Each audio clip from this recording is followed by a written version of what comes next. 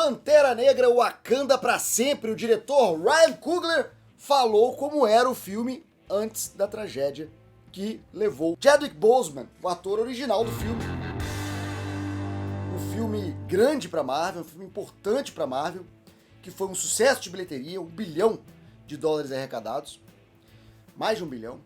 Um filme que foi indicado para melhor filme no ano, no Oscar, e que Marvel tinha grandes planos para o Pantera Negra.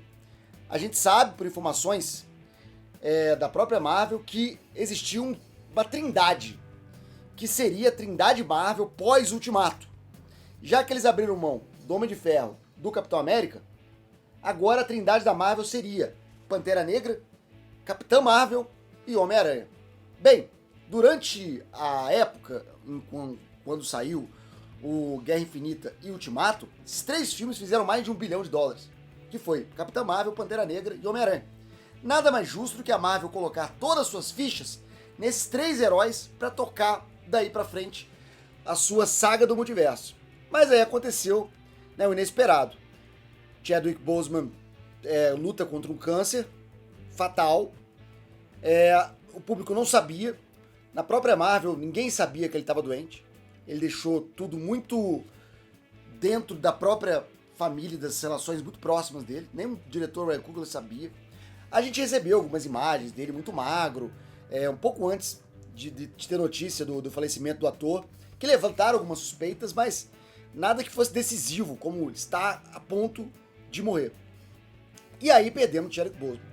Soma-se isso ao fato de o Homem-Aranha não ser exatamente um herói Marvel Studios, ele é um acordo com a Sony, e a Capitã Marvel se mostrou fraca para levar um filme solo novamente, porque ela teve um filme entre Ultimato e Guerra Infinita, que foi muito bem, mas depois que passou Guerra Infinita, a gente teve as Marvels. As Marvels foi um filme atribulado, foi um filme complicado, um filme que teve muitos reshoots, teve muitos problemas de produção, já estava num momento diferente, e o filme fracassou nas bilheterias. Então a Marvel ficou sem ter os 3 pés do tripé que ia sustentar a saga do multiverso. E o resultado tá aí, a Marvel perdida, tendo que adaptar tudo, tendo que correr atrás de nostalgia de Ultimato para poder tocar o seu Vingadores, seu próximo filme Vingadores Doutor Destino. Mas o Ryan Coogler veio recentemente ao podcast Rap Set Confused e ele falou um pouquinho sobre como ele estava planejando o Wakanda para sempre antes da morte do Chadwick Boseman. O que ele fala? Ele fala que seria uma história de pai e filho. Ele conta um ritual de Wakanda que durante 8 dias um pai e seu filho precisam se afastar da sociedade, se afastar da cidade e acampar, ficar isolados, somente o pai e o filho. E o pai precisa responder tudo o que o filho perguntar nesses 8 dias de exílio. Seria um ritual que todo rei e príncipe fazem em Wakanda. E que o T'Challa fez com o pai dele, T'Chaka, que faleceu lá no Guerra Civil, você lembra? E agora o T'Challa teria o filho, teria o T'Challinha, estaria com ele. E o T'Challinha e o T'Challa sairiam nessa viagem de relação pai e filho. E é justamente durante essa viagem, esse autoexílio, que Namor atacaria. Então o Wakanda estaria sem sua principal defesa, o Pantera Negra, teria que se virar para se defender da invasão de Talocan, e ao mesmo tempo o T'Challa, mesmo sabendo do que estava acontecendo, ele não poderia interromper o ritual. Ou ficaria nessa dualidade de não saber se ele interrompe o ritual para ajudar o Wakanda ou não, ou então ele nem mesmo saberia o que estava acontecendo, e a gente teria esse anticlímax do conflito pai-filho, de um conflito interno, de uma relação muito pessoal e íntima entre os personagens, T'Challa e o T'Challinha, e ao mesmo tempo esse conflito de para fora, esse conflito externo, que seria uma invasão do país Wakanda pelas forças submarinas do príncipe Namor. E aí teria toda essa relação, essa dualidade, essa tensão construída com essa situação de tensão absoluta.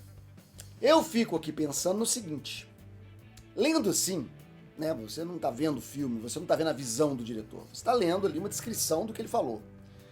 Pode parecer meio fraco, pode parecer meio anticlimático mesmo. Pô, você vai tirar o herói do seu filme de cena e ele não vai brigar, ele não vai lutar, ele não vai se defender, ele vai ficar só batendo papinho com o filho dele. Meio vacilo, né? Só no final que ele vai voltar e aí ver o que aconteceu e resolveu. Então ele, através de uma... Eu fico imaginando aqui como é que ele resolveu isso, né? Através de uma visão e tal, ele fica sabendo o que tá acontecendo, ele fica naquela angústia de voltar ou não. Essa história toda de pai e filho e tal, essa relação de pai e filho, poderia ter flashback da própria relação do T'Challa com o T'Chaka, com o pai dele. Poderia ter esse vai e volta de flashback. Como é que era na época dele, como é que tá sendo agora, quais são as questões que o menino tá levantando, quais são as questões, as perguntas que o T'Challa tá tendo que resolver. Eu acho que seria uma ideia muito legal, seria um filme muito interessante sobre relação de pai e filho. E eu acho que a fase de invadir o Wakanda seria muito próximo do que a gente teve em Wakanda pra Sempre, né? Que é a invasão de Wakanda sem um Pantera Negra. Talvez a Shuri se transformasse na Pantera Negra nesse processo. A gente teria 2 Panteras Negras. Talvez isso acontecesse já no roteiro original.